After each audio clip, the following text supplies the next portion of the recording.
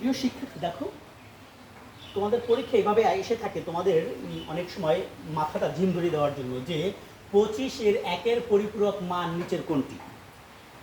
যখন তোমার আসবে পরীক্ষায় 25-এর 1-এর পরিপূরক মান, তখন তুমি 25-এর বাইনারি বের করলা যে স্যার 1 2 4 8 16, 16 আর 24 আর 1 25, তোমরা এটা বের করতে পারো। তাহলে কি হবে 11001, এটা কি মান বের হলো?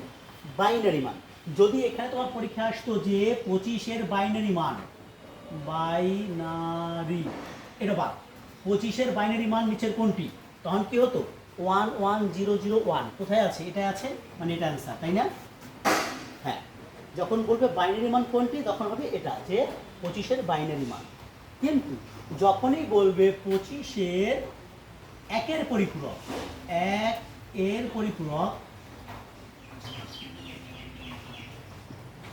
মান নিচের কোনটি, যখনই তোমাকে 1-এর পরিপূরক মান বলবে তখন কি করতে হবে, তখন কি আর এটা হলো হবে?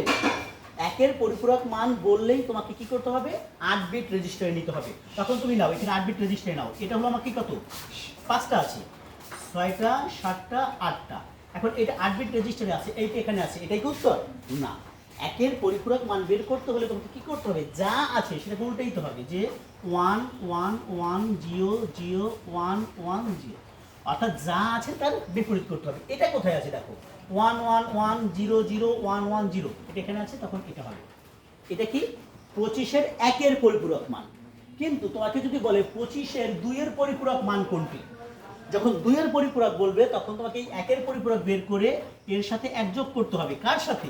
এই 1-এর পরিপূরকের সাথে, এটার সাথে না, কিন্তু তখন এটা আর হবে না, এটার সাথে। তো 0 আর 1 1 1 1 0 0 1 1 1, তখন কি হবে, তখন হবে এটা অ্যান্সার। তোমাকে এই একটা কোশ্চেন দিয়ে, মানে এই একটা লেখা দিয়ে 3টা প্রশ্ন করতে পারে যে 25-এর বাইনারি মান কোনটি, তখন শুধু বাইনারি মান যেটুকু বেরোয়েছে সেটুকু লিখবা। যদি বলে 1-এর পরিপূরক কোনটি, তখন শুধু 8 বিট রেজিস্টারে নিয়ে শুধু ওইটাকে উল্টিয়ে দেবা, 0 থাকলে 1 1 থাকলে 0, সেটা লিখবা।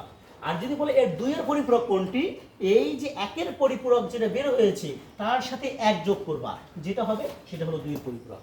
বুঝতে পেরেছি নিশ্চয়ই? এরপরও যদি কোনো সমস্যা থাকে আমার সাথে ইনবক্সে যোগাযোগ করো, আমি বুঝিয়ে দেওয়ার চেষ্টা করব। ধন্যবাদ।